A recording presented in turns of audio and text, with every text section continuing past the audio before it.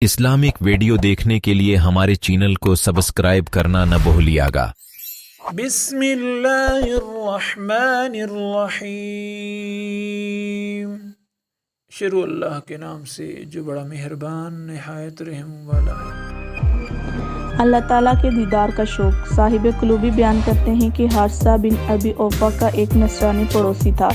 وہ مرض الموت پہ بیمار ہوا تو حارثہ اس کی عیادت کو گئے اور اس سے کہا کہ تم مسلمان ہو جاؤ تو میں تمہارے لیے جنت کی ضمانت کروں، اس لیے کہ جنت بے مثل چیز ہے، اس کی نظیر نہیں، اور اس میں بڑی بڑی آنکھوں والی حوریں ہیں جن کی صفت ایسی ہے، اور اس میں محل ہیں جن کا وصف ایسا اور ایسا ہے۔ اس کے جواب میں نصرانی نے کہا کہ میں اس سے بھی افضل اور بہتر چاہتا ہوں۔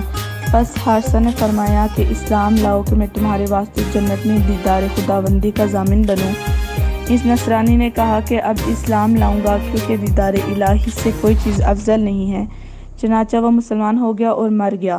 اس کے بعد حارثہ نے اس کو خواب میں دیکھا کہ وہ جنت میں ایک سواری پر ہے۔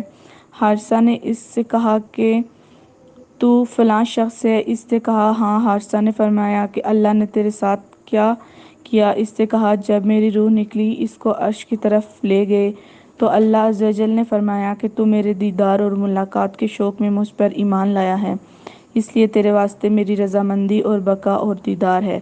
پس حارثہ نے فرمایا کہ اس نعمت پر اللہ کا شکر ہے جس کی مدد سے میں نے تجھ پر احسان کیا۔